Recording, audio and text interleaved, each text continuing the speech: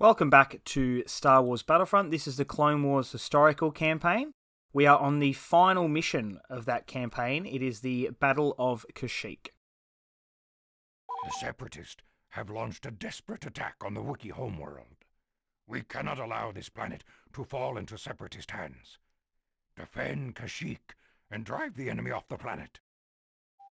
Due to it being the final video of the Clone Wars historical campaign, I've actually dedicated the whole video to the one map. So it's just Kashyyyk and no other maps. You'll see that we start at Pt.4 as the Jet Trooper. I played through this twice originally. The first time I lost and the second time I succeeded. The video footage didn't save. And so playing through again, I've tried a strategic combination of both those attempts. So the first time I pretty much just rushed and failed at capping command posts. I didn't really do too much damage to the kill count.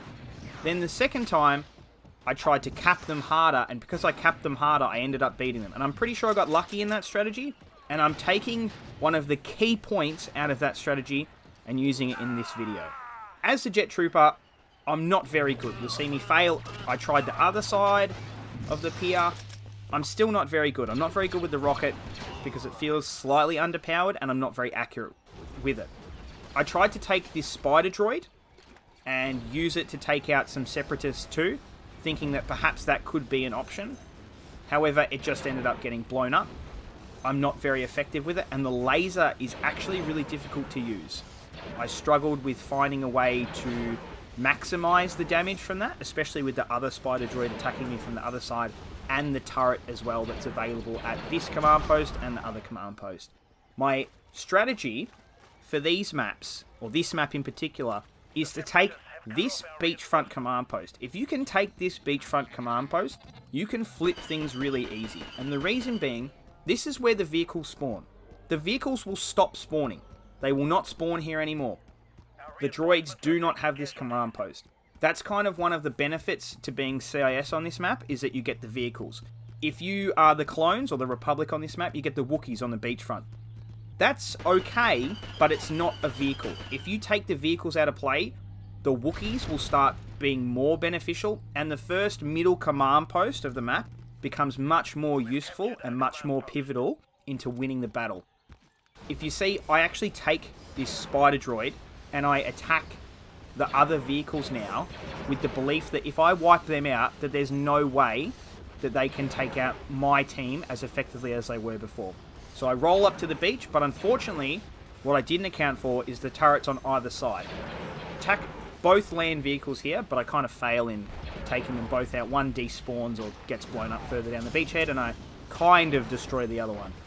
It's mainly these two turrets that take me out, because now it becomes a ground war, and I'm pretty good at ground wars in this situation. The kill count is much closer now. It's 118 to 130. So it's not really weighted anymore in the CIS's favour. Up here at Kashyyyk Huts, we have to take out the droidica that's holding up the Wookiees from them progressing further, because this is where the native Wookiees will spawn, is up the top. If you move further down the beachhead, you can kind of funnel the Separatists into certain spots.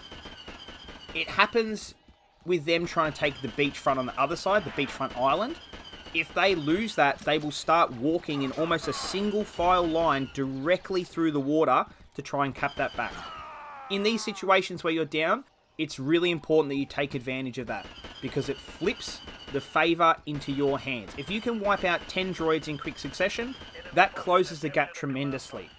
And it's so much fun to just sit there, take them all out and watch them all fall.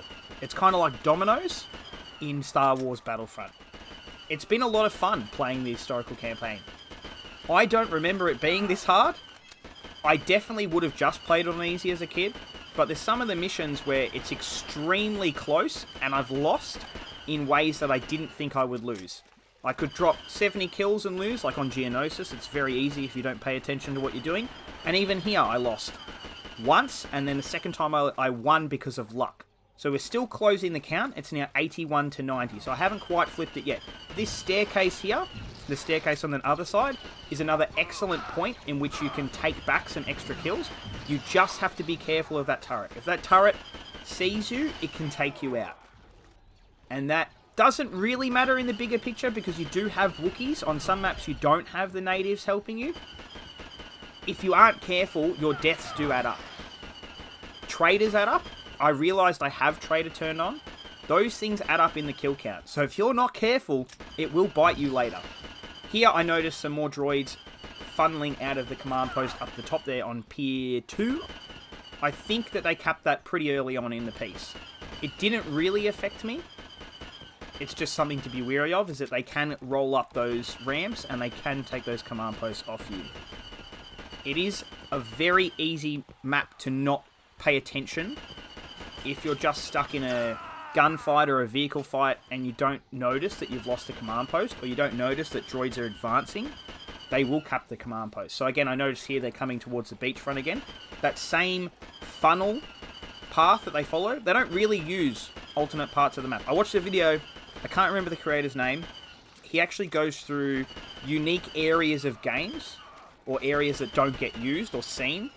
And he's right. A lot of the maps that you play on in Battlefront and Battlefront 2, you don't utilize some of these areas. The path I used to get to the beachfront, I just walked all the way around. I avoided every single enemy. I didn't touch any vehicles or anything. I just went a long way. The AI, I guess, or it's not really AI, but the pathfinding of the enemies follows certain areas.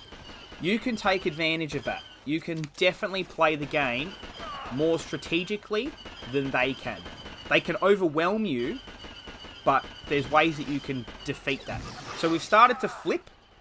We got it down to 5 either way. 20 to 23, 19, 23, 19, 22. And we just kept closing. This is where it's really important that you, as a player, have to take out as many of the droids as possible. It now falls into your hands to win. You are down. It's like playing sport. You, as a person, sometimes can make the call to do the unselfish thing. Or do the selfish thing. Taking out as many droids as physically possible. And I did that. I ran from beachfront to beachside to hut to hill. And I realized that because the count is so slim and the area is so open, being just a regular clone trooper is not actually the way to go. I had to think about it, and I realized that if I used a clone sharpshooter, that it would actually be a better way to take advantage of this situation. Because look how open it is. If I sat and I looked for all these enemies, and I managed to find them, I would look like a hero. Here I killed myself because I stepped on a mine. I can't believe I did that. It's like getting hit with a claymore in Black Ops. I can't believe I did that. In slow-mo. How good is that replay? He totally didn't see it coming. But yes, that's me on the floor, regretting my decision, and I managed to change to the sharpshooter now. So now I'm looking, it's 7 to 4. Still got to be careful. I think I've traded a couple of enemies. They can take advantage of the extra clones that I have to the kill count. There was 2 droidicas, which could have been really bad. That one didn't have his shield up, and the one at the beachfront also didn't have his shield up. Massive win. Massive win. And it's super close here. It's 3 to 2, so we could still definitely lose. We start capping command posts, which puts the pressure back on them. If they don't get to the next command post to cap it, they're going to lose. So they have to win based on killing us. I think we ended up winning on kills. There was one hanging out on the back of this pier. And then I'm not sure where the other one was hiding, but he ended up dying somehow. I think maybe he's up on the platform there, and he falls. Victory in 17, 16, 15, 14, 13, 12, 11. I'm doing a full countdown here. It's like New Year's Eve. On the minimap, you can just see his red dot. I think we went on time. So the pressure thing is really important there. He got stuck on the platform. He didn't cap, and he ended up losing the game for them. So we won. I ended up with a grand total of 63 kills. 10 deaths, though. 3 caps. So the 10 deaths did not help the situation. If those 10 deaths did not occur, we may have been in a better position at the end. 10 headshots. Spider Walker was my favourite vehicle. Only one I tried. Let's see. Was I a traitor? I was not the traitor. I was Public Enemy, though. And Deadeye. Not the camper. Alright, thank you for watching.